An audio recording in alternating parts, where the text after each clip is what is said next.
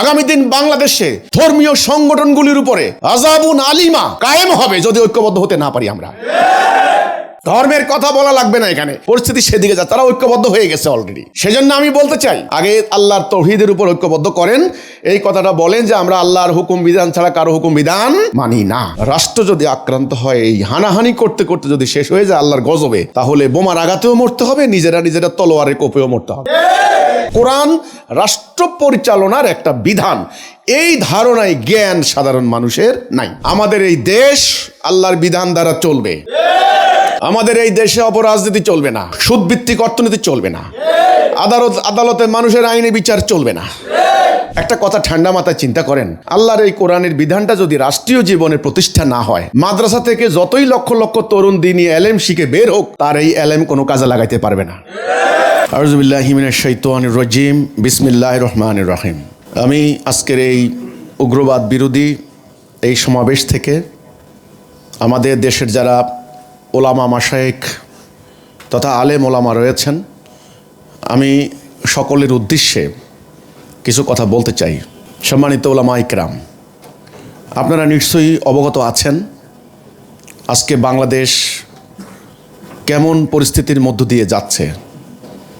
এটা তুমুল গণ আন্দোলনের পরিপ্রেক্ষিতে, এটা সরকারের পতনের পর ইন্টারিম গভর্নমেন্ট যখন দেশ পরিচালনার দায়িত্ব নিয়েছেন, তখন তারা রাষ্ট্রে যেন দুর্নীতি না হয়, অপরাজনীতি না হয়, অর্থ পাচার না হয়, সেজন্যে নানান ধরনের সংস্কার প্রস্তাব হাতে নিয়েছেন। আমরা ওই সময়ে সরকারকে প্রস্তাব দিয়েছি। আমরা হিজবুত তাওহীদ আন্দোলনের পক্ষ থেকে আমরা লিখিতভাবে এই প্রস্তাব দিয়েছি যে আপনারা যতই সংস্কার করেন, যতই সংশোধন করেন, ইতিমধ্যেই সংবিধান ৭২ সালে প্রণীত সংবিধান ১৭ বার সংশোধন করা হয়েছে। অনেকে কথা বলছেন বর্তমানে এই সংবিধান দিয়ে রাষ্ট্র চলে না, এটাকে পরিবর্তন করতে হবে। আমরা বলেছি যে যতই সংস্কার করেন, যতই সংশোধন করেন, কোনো লাভ হবে না, শান্তি আসবে না, অপরাজনীতি বন্ধ হবে না, সুদ ঘুষ অর্থ পাচার বন্ধ হবে না, স্বজনপ্রীতি দুর্নীতি বন্ধ হবে না, মানুষের উপর জুলুম নির্যাতন নিপীড়ন বন্ধ হবে না। কেন হবে না আমরা বলেছি, কারণ বিদ্যমান চলমান কায়েম থাকা এই এক্সিস্টিং যে সিস্টেমটা চলছে, এটা মানুষের তৈরি তথা ব্রিটিশ আমলের তৈরি। আপনারা জানেন ব্রিটিশ খ্রিস্টানরা ৩০০ বছর আমাদেরকে শাসন করেছে। তারা চলে যাওয়ার পর, ৪৭ সালে চলে যাওয়ার পর ৮০ বছর হতে চলল। আমরা তাদের তৈরি অর্থনীতি, সুদভিত্তিক অর্থনীতি, তাদের তৈরি আমলাতন্ত্র, তাদের তৈরি বিচারিক ব্যবস্থা, বিচার ব্যবস্থা, তাদের তৈরি রাজনৈতিক ব্যবস্থা দিয়ে আমাদের রাষ্ট্র পরিচালনা করছি। আমরা বলেছি যে আমরা মুসলিম, আমরা মোমেন, আমরা আল্লাহ বিশ্বাস করি, কোরআন বিশ্বাস করি, আমরা নবী বিশ্বাস করি। ইসলাম আমাদের জীবন ব্যবস্থা, জীবন দর্শন। ইসলাম পূর্ণাঙ্গ জীবন ব্যবস্থা। আমাদের নবী করিম সাল্লাল্লাহু আলাইহি সাল্লাম আল্লাহর দেওয়া জীবন ব্যবস্থা তথা কোরআন দিয়ে রাষ্ট্র পরিচালনা করেছেন। তিনি রাষ্ট্রপতি ছিলেন, রাষ্ট্রপ্রধান ছিলেন। আরবের 12.5 লক্ষ বর্গ মাইল এলাকায় তিনি আল্লাহর দিন কায়েম করে রাষ্ট্র পরিচালনা করেছেন সাফল্যজনকভাবে। তিনি বিচারপতি ছিলেন, আল্লাহর দেওয়া বিচার ব্যবস্থা তিনি কায়েম করেছেন। মানুষ ঘরের দরজা খুলে ঘুমিয়েছে। তিনি সুদমুক্ত অর্থনৈতিক ব্যবস্থা কায়েম করেছে। মানুষ উটের পিঠে খাবার নিয়ে দাঁড়ে দাঁড়ে ঘুরত, নেওয়ার মতো কেউ ছিল না। অথচ যেই আরবরা ক্ষুধার জ্বালায় অজ্ঞান হয়ে পড়ে থাকতো, সেই আরবরা সমৃদ্ধ হয়ে গিয়েছিল। সেখানে আপনারা জানেন আরবে দাসত্ব ব্যবস্থা ছিল, সেই দাস ব্যবসা নির্মূল হওয়া শুরু হয়ে গিয়েছিল। মানবতা, সাম্য, মানবাধিকার, ঐক্য, শৃঙ্খলা সর্বত্র কায়েম হলো। ওই একই আদর্শ নবী চলে যাওয়ার পর ওনার সাহাবায়ে কেরাম রক্ত দিয়ে, জান দিয়ে, প্রাণ দিয়ে লড়াই করে, শহীদ হয়ে, জেহাদ করে বাকি অর্ধ দুনিয়ায় প্রতিষ্ঠা করলেন। কিন্তু দুর্ভাগ্যজনক সত্য কথা হচ্ছে এই, আজকে মুসলিম বিশ্ব আমরা সেই ঐতিহ্য হারিয়েছি, সেই আদর্শ হারিয়েছি, সেই লক্ষ্য হারিয়েছি। আমাদের পাপের ফলে, আমাদের অনৈক্যের ফলে, জেহাদ ত্যাগ করার ফলে আমরা এক সময় ব্রিটিশ খ্রিস্টানদের গোলামে পরিণত হয়েছি। যাই হোক, তারা চলে যাওয়ার পরে তাদের তৈরি শাসন ব্যবস্থা আমাদের উপর চাপিয়ে দিয়ে গেছে। আমরা বলেছি এখনও আমাদের রাষ্ট্রে সেই ব্রিটিশ আমলের তৈরি করা বিধি ব্যবস্থা বিধান দিয়ে চলে। এখন আমাদেরকে সিদ্ধান্ত নিতে হবে আমরা এই ব্যবস্থা আর মানব না। এটা আমাদেরকে শান্তি দিতে পারে নাই। আমরা দুই কারণে এটা মানতে পারি না। প্রথম কারণ ইমানি বাধ্যবাধকতা। আমি মুসলিম, আমার উপরে নামাজ পড়া যেমন ফরজ, আল্লাহর আইন দ্বারা বিচার করাও ফরজ। আমার উপরে রোজা রাখা যেমন ফরজ, আমার উপরে তেমনি আল্লাহর হুকুম মোতাবেক রাষ্ট্র পরিচালনা করাও ফরজ। শুয়োর যেমন আমার জন্য হারাম, সুদ খাওয়া তার থেকে জঘন্য হারাম। কাজে আমি আংশিক মানবো না, তা হতে পারে না। আমাকে পূর্ণাঙ্গ রূপে আল্লাহর দ্বীনের আনুগত্য করতে হবে, এবং সেটা রাষ্ট্র ব্যবস্থা ছাড়া সম্ভব নয়। রাষ্ট্রীয় জীবনে যদি আল্লাহর বিধান কায়েম না হয়, আপনি পূর্ণাঙ্গ রূপে আল্লাহর বিধান মানতে পারবেন না। এই কথা যে কেউ হলফ করে বলতে পারে। যেমন আল্লাহ কোরআনে বলেছেন তোমাদের জন্য কিসাসের বিধান ফরজ করে দেওয়া হলো। আল্লাহ বলেছেন তোমাদের জন্য কিতাল ফরজ করে দেওয়া হলো।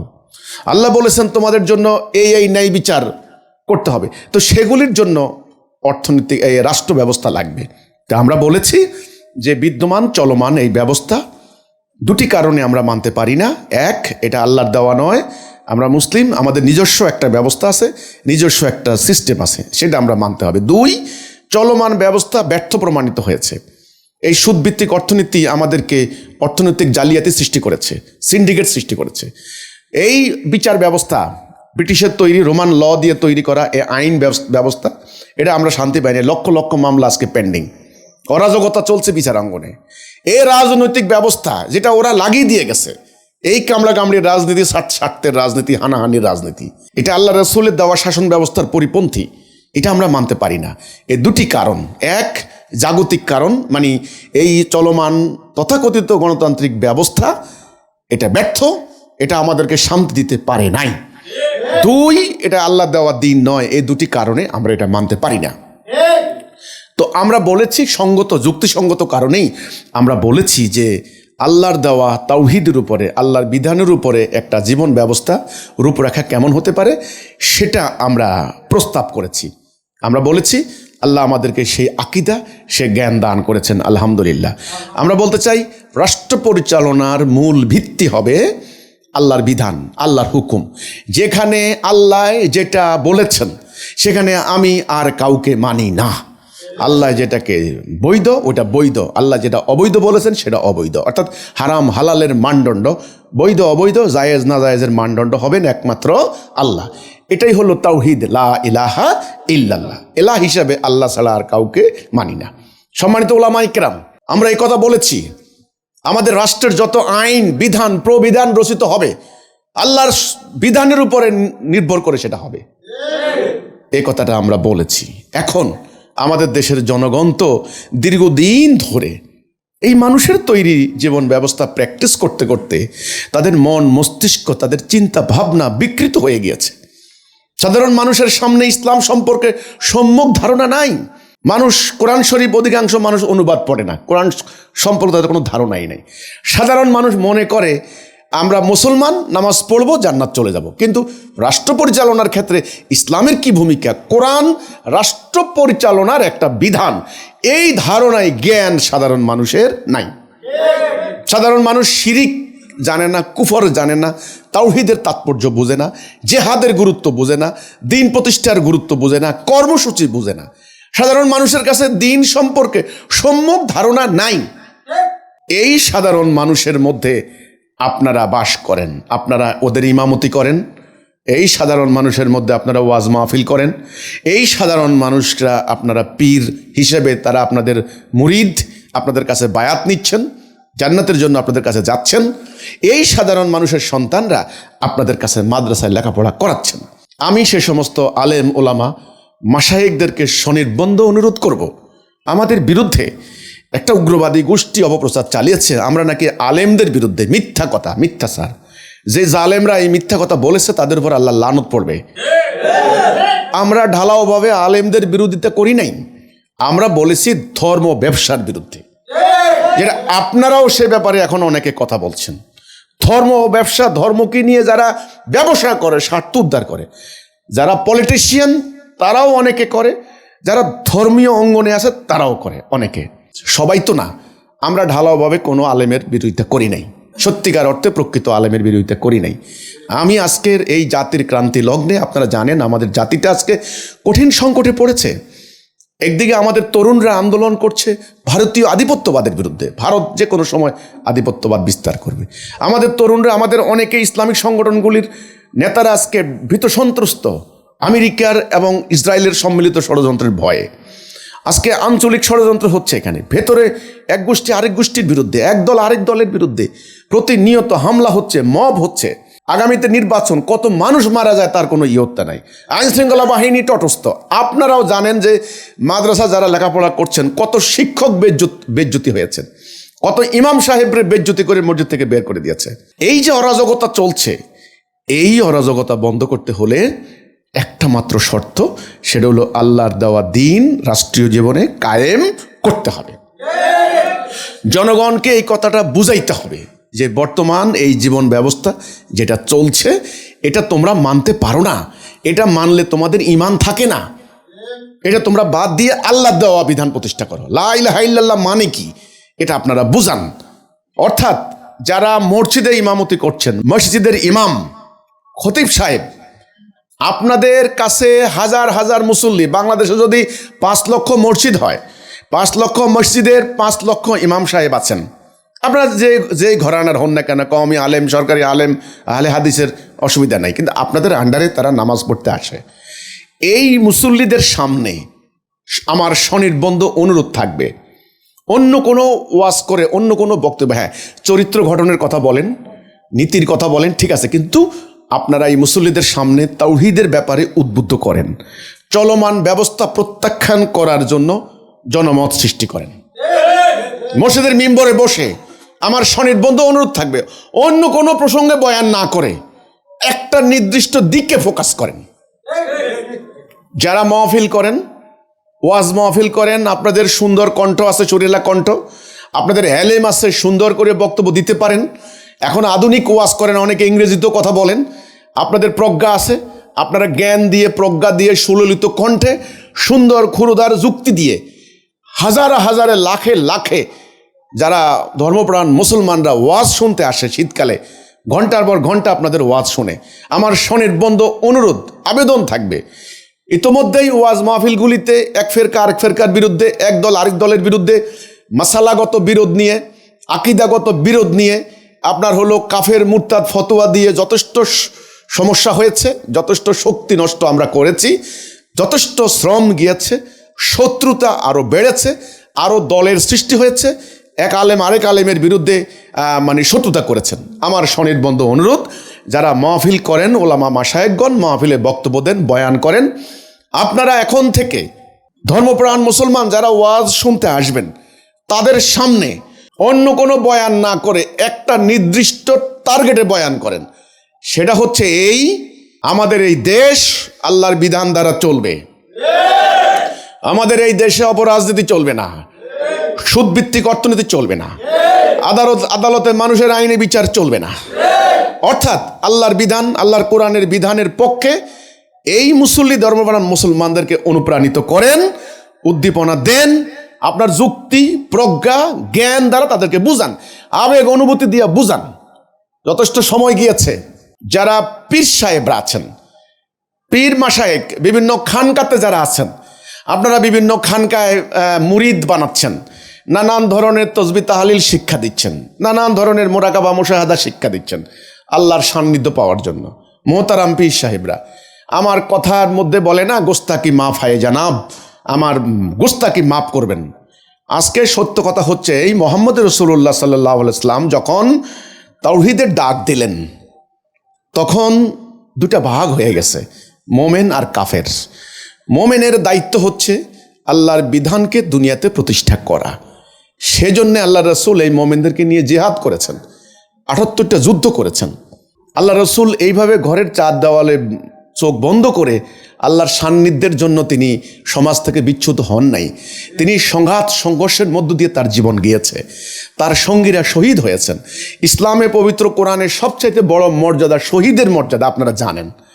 তাহলে মানুষের মুক্তির জন্য অন্যায় অবিচার দূর করে দিয়ে ন্যায় বিচার প্রতিষ্ঠার এই সংগ্রাম যেখানে আল্লাহ রসুল শিক্ষা দিয়ে গেলেন, সেখানে মোহতারাম পীর সাহেবরা, আপনারা মুরিদদেরকে নিয়ে খালি ওরস করলে তো হবে না, খালি ভেতরে বসে তসবিহ তাহলিল শিক্ষা দিলে তো হবে না। আপনার বাড়ির পাশে দেখেন মানুষ ঘুমাতে পারছে না ভয়ে। আপনারাই বলেন মাজারে হামলা হয়েছে, প্রায় 200 মাজারে হামলা হয়েছে, 650 মব হয়েছে, কোনো জায়গায় কিন্তু আপনারা ফিরেতে পারেন নাই। আমার কথা হচ্ছে এটা পারবেন না, কারণ রাসূলুল্লাহর তরিকা লাগবে, তাওহীদ লাগবে, জাতিকে সংগ্রামের পথে ঐক্যবদ্ধ করতে হবে। আমার অনুরোধ থাকবে, যে সমস্ত আলেমরা আপনারা গদ্দিনুসীন পীর আছেন, মাশায়েখ আছেন, শায়েক আছেন, আপনারা যারা পীর আছেন, মুরিদ আছে আপনাদের, কারো হাজারো মুরিদ, কারো লাখো লাখো মুরিদ, আপনারা এই মুরিদদেরকে এই জাতির এই সংকটকালে আল্লাহর তাওহীদের পক্ষে, দ্বীনের পক্ষে আপনারা অনুপ্রেরণা দেন, ঐক্যবদ্ধ করেন। আমরা ঐক্যবদ্ধ হওয়ার জন্য মাঠে নেমেছি, বলেন আমাদের সাথে ঐক্যবদ্ধ হওয়ার জন্য। ঐক্যবদ্ধ হতে না পারলে আমার কথা মাফ করবেন, রাষ্ট্র যদি আক্রান্ত হয়, এই হানাহানি করতে করতে যদি শেষ হয়ে যায় আল্লাহর গজবে, তাহলে বোমার আঘাতেও মরতে হবে, নিজেরা তলোয়ারের কোপেও মরতে হবে, কারোই কিছু থাকবে না। এই জন্য পীর সাহেবরা আমার আবেদন থাকবে, আপনারা সম্মিলিতভাবে এই মুরিদদেরকে আল্লাহর দ্বীনের দিকে অনুপ্রাণিত করেন। তারপরে আমি যেটা যাদেরকে বলবো, তারা হচ্ছেন বিভিন্ন ধর্মীয় সংগঠনের আলেমরা। আপনারা আপনাদের সংগঠন করেছেন, ভালো কথা, অনেক সংগঠন আছেন এখানে। আপনার হলো ইসলামী আন্দোলন বাংলাদেশ, জামাত ইসলামী আছেন, খেলাফত আন্দোলন, খেলাফত মজলিস, কত দল আমাদের, এগুলো এখনও অনেকগুলো আমরা জানি না। অনেক সংগঠনের ব্যানারে আমাদের আলেমরা বিভক্ত। আপনাদের দেখা দেখি ধর্মীয় দলের অনুসারী যারা, লক্ষ লক্ষ ধর্মপ্রাণ মানুষ যারা কল্পনায়, শয়নে, স্বপনে আল্লাহর দ্বীন রাষ্ট্রীয় জীবনের প্রতিষ্ঠার চায়, তারা মনে করে ইসলামী আন্দোলন করতে হবে, এটা ফরজ। ওকে, আমি আপনাদেরকে স্বনির্বন্ধ অনুরোধ করতে চাই, সে সমস্ত আলেমরা, ওলামায়ে কেরাম, আমাদেরকে শত্রু মনে করেন না, আমাদেরকে শত্রু সাব্যস্ত করেন না। যারা আমাদেরকে শত্রু সাব্যস্ত করবেন, আপনারা ভুল করেছেন। আমরা নিঃস্বার্থভাবে, আমরা আপোষহীনভাবে, আমরা কারোর সাথে আপোষ করতে চাই না। আমরা ঠিক সঠিক তাওহীদটা তুলে ধরতে চাই। আমরা শিরিক কুফরের সঙ্গে কোনো আপোষ করতে চাই না, সোজা কথা। আমি জানি যে ধর্মীয় সংগঠন যারা আছেন, আপনাদের সকল কর্মী স্বার্থের জন্য দল করে না, আমি জানি, কারণ আমি এই সমাজে বড় হয়েছি, আমার আইডিয়া আছে। হাজারো লাখো লাখো কর্মী সমর্থক আছে, তারা আল্লাহর জন্য, আল্লাহর দ্বীন প্রতিষ্ঠা করতে চায়, তারা আল্লাহর কোরআনের আইন রাষ্ট্রীয় জীবনের প্রতিষ্ঠা হোক, তারা এটা চায়। কিছু স্বার্থপর আছে, এদের দলের কোনো ঠিক নেই। তো কাজেই ধর্মীয় সংগঠনগুলির আলেম ওলামাদেরকে আমি স্বনির্বন্ধ অনুরোধ করব, আপনারা যে কোনো মূল্যে সবাই মিলে আপনাদের শ্রম, শক্তি, অর্থ, মেধাকে একটা নির্দিষ্ট দিকে নিবদ্ধ করুন, অর্থাৎ তাওহীদের উপরে আগে সবাইকে ঐক্যবদ্ধ করুন। আমরা হিজবুত তৌহিদ উদ্যোগ নিয়েছি, আমরা তাওহীদের দিকে ডাক দিচ্ছি। আমাদের যদি কোনো ত্রুটি বিচ্যুতি হয়, আপনারা বলুন তোমাদের এই জায়গায় ভুল আছে, আমরা নিজেদেরকে সংশোধন করে নিব, আমরা তওবা করব, এর থেকে আর বড় কোনো কথা নেই আর। কিন্তু যেটা আমরা বলি না, যেটা আমরা করি না, দয়া করে আমাদের নামে এগুলি চালাবেন না। আমি ইসলামিক সংগঠন যারা করছেন সে সমস্ত আলেমদেরকে বলতে চাই, নানান দিকে ডাইরেকশন দিলে দিন প্রতিষ্ঠা হবে না। ডাইরেকশন দিতে হবে একদিকে, কর্মসূচি এত দিকে নিলে হবে না, কর্মসূচি করতে হবে একদিকে। সেটা আল্লাহ রসুলের দেওয়া তরিকা। আপনারা জানেন রাসূলুল্লাহর তরিকার বাহিরে গিয়ে কোনো প্রক্রিয়া আসলে দিন প্রতিষ্ঠা হবে না। এবার আমি বলতে চাই, যে সমস্ত মাদ্রাসা শিক্ষকতা করেন, আমাদের ওস্তাদজি যারা আছেন, ওস্তাদজি মানে শিক্ষা গুরু, শিক্ষক যারা, মাদ্রাসার মুহতামিম, মুফতি সাহেব, মৌলানা সাহেব যারা আছেন, মাদ্রাসার যারা শিক্ষকতা করছেন, কম মাদ্রাসা আছে, আলিয়া মাদ্রাসা আছে, সালাফি মাদ্রাসা আছে, হেফজোখানা আছে, নুরানি মাদ্রাসা আছে, নানান কায়দার মাদ্রাসা আছে। মাদ্রাসায় আপনাদের কাছে ধর্মপ্রাণ মুসলমানরা তাদের বাচ্চাদেরকে দ্বীনি এলেম শিক্ষা করার জন্য পাঠাচ্ছে। তারা দ্বীনি এলেম শিখে এসে দ্বীনের খেদমত করবে, কথা হচ্ছে এইটা। কিন্তু ভাই, একটা কথা ঠান্ডা মাথায় চিন্তা করেন, আল্লাহর এই কোরআনের বিধানটা যদি রাষ্ট্রীয় জীবনের প্রতিষ্ঠা না হয়, মাদ্রাসা থেকে যতই লক্ষ লক্ষ তরুণ দ্বীনি এলেম শিখে বের হোক, তার এই এলেম কোনো কাজে লাগাইতে পারবে না। হ্যাঁ, আমার কথা যদি ভুল হয় আমাকে মাফ করে দিয়েন, আমি যুক্তির কথা বলছি। সেই মাদ্রাসা থেকে এই বড় বড় জ্ঞান নিয়ে এসে হাজারো লক্ষ লক্ষ হাদিস মুখস্থ করে কোরআনের এলেম নিয়ে তারা মাসালা শিক্ষা গ্রহণ করে সুন্দর পড়ালেখা করে তারা কি করছেন? মসজিদে ইমামতি করছেন, অথবা মুয়াজ্জিনি করছেন, অথবা কোনো আরেকটা মাদ্রাসা শিক্ষকতা করছেন। এর বাহিরে আর কোনো কর্মক্ষেত্র নাই। তো এর বাহিরে যারা কর্মক্ষেত্রে ঢুকছেন, তারা বিভিন্ন বিশ্ববিদ্যালয়ে বিভিন্ন প্রযুক্তিগত জ্ঞান নিয়ে অন্যভাবে তারা নিজেদেরকে সেটেল করছেন। তা আমার কথা হচ্ছে, মাদ্রাসায় এখন থেকে স্টুডেন্টদেরকে এত দিকে ডাইরেকশন না দিয়ে তাদেরকে দ্বীনের বুনিয়াদি শিক্ষা আপনারা দেন। 1 নাম্বার তাওহীদ, আল্লাহর হুকুম ছাড়া কারো হুকুম না মানা, এটাই তাওহীদ, এই শিক্ষা। 2 নাম্বার তাওহীদ প্রতিষ্ঠা করার সংগ্রাম, জিহাদ। 3 নাম্বার ঐক্যবদ্ধ হওয়ার গুরুত্ব। ঐক্যবদ্ধ হইতে হবে, আল্লাহর দৃষ্টিতে জাতি হবে একটা, নেতা হবে না একজন, সমগ্র উম্মাহ হবে এক জাতি, সমগ্র উম্মার জীবন বিধান হবে আল কোরআন। এই বুনিয়াদি বেসিক শিক্ষাটা মাদ্রাসা দেন। মাদ্রাসার স্টুডেন্টদেরকে এটা বুঝান যে আল্লাহর দেওয়া জীবন ব্যবস্থা ছাড়া ইসলাম পালন করা যায় না, রাষ্ট্রীয় জীবনে দিন কায়েম করা ছাড়া ইসলাম কায়েম করা যায় না। এবং মাদ্রাসার স্টুডেন্টদেরকে এই শিক্ষা দিতে হবে। ব্রিটিশরা পরিকল্পিতভাবে মাদ্রাসা বসিয়ে 146 বছর 26 জন খ্রিস্টান প্রিন্সিপাল দিয়ে সিলেবাস কারিকুলাম ঠিক করে তারা বিকৃত ইসলাম শিক্ষা দিয়েছে। কোন কোন জায়গায় তারা পরিকল্পিতভাবে ইসলাম থেকে আমাদেরকে সরানোর চেষ্টা করেছে, এইটা মাদ্রাসার স্টুডেন্টদেরকে দান করেন। আমার কথা, মাদ্রাসার যারা মুহতামিম আছেন, যারা বড় হুজুর আছেন, যারা মুহাদ্দিস সাহেব আছেন, মুফাসসির সাহেব আছেন, যারা মাদ্রাসার আরও বিভিন্ন কর্মকর্তা যারা আছেন, আমার আবেদন থাকবে, করজোড়ে আমার নিবেদন থাকবে, আপনারা আপনাদের এই স্টুডেন্টদেরকে আমাদের বিরুদ্ধে কেউ মিথ্যাচারে যেন প্রভাবিত করতে না পারে। আপনারা তাদেরকে দ্বীনের তাওহীদের পক্ষে ঐক্যবদ্ধ করার জন্য সংগ্রামে উদ্বুদ্ধ করেন। এই হচ্ছে আমার কথাটা। তো আমি মোটা দাগে এই কয়েকটা ক্ষেত্রের নাম উল্লেখ করলাম। আমাদের ইমাম সাহেবরা আছেন, আমাদের মাদ্রাসা শিক্ষকরা আছেন, আমাদের যারা ওয়াজ করেন ওয়াইজরা বক্তারা আছেন, আমাদের বিভিন্ন ধর্মীয় সংগঠন করছেন আলেমরা আছেন, এবং আমাদের যেমন সব পীর সাহেবরা ওলামা মাশায়েখরা যারা আছেন, তাদের সকলের উদ্দেশ্যে আমার কথা হচ্ছে এই, আসুন আমরা আমাদের শক্তিকে, আমাদের জ্ঞানকে, আমাদের শ্রমকে, আমাদের মেধাকে, আমাদের দ্বীনি ইলমকে, আমাদের কথা বলার শক্তিকে আমরা এক গ্রুপ আরেক গ্রুপের বিরুদ্ধে, এক ফেরকা আরেক ফেরকার বিরুদ্ধে মাসালাগত বিরোধ নিয়ে, আকীদাগত দ্বন্দ্ব নিয়ে সময় নষ্ট না করি, শত্রুতা না বাড়াই। জাতির এই ক্রান্তি লগ্নে আসুন আমরা সম্মিলিতভাবে ধর্মপ্রাণ এই মানুষগুলারে তাওহীদের উপরে ঐক্যবদ্ধ করার জন্য আমরা উদ্বুদ্ধ করি, আমরা জনমত গঠনের কাজ করি। হিজবুত তাওহীদ আন্দোলন আমরা এই কাজটা নিয়েই নেমেছি। আমি দেশের অপামর জনগণ, সর্বসাধারণ, কৃষক, শ্রমিক, শিক্ষক, সাংবাদিক, সাহিত্য, নারী, পুরুষ সবাইকে নিয়ে আমি এই কাজটাই করছি। হ্যাঁ, আমার যদি উপস্থাপনায় ভুল হয় আপনারা বলেন, আমার কর্মীদের আমল আখলাকে যদি ভুল হয়, মিস্টেক হয়, গলদ হয়, হতেই পারে, আমরা মানুষ, আমাদের পাপ পঙ্কিলতা থাকতে পারে, আপনারা বলেন। কিন্তু আমার স্বনির্বন্ধ অনুরোধ থাকবে, আমাদের ব্যাপারে যারা মিথ্যা কথা বলে আপনারা যাচাই বাছাই না করে ওদের কথা বিশ্বাস করবেন না। রাস্তাঘাটে আমাদের লোকদেরকে আক্রমণ করা হচ্ছে। আমি আশা করব এখন থেকে কোনো ধর্মীয় সংগঠনের কর্মী, কোনো আলেম ওলামা আমাদের কর্মীদের গায়ে হাত দিবে না, কারণ আমরা সত্য নিয়ে দাঁড়িয়েছি।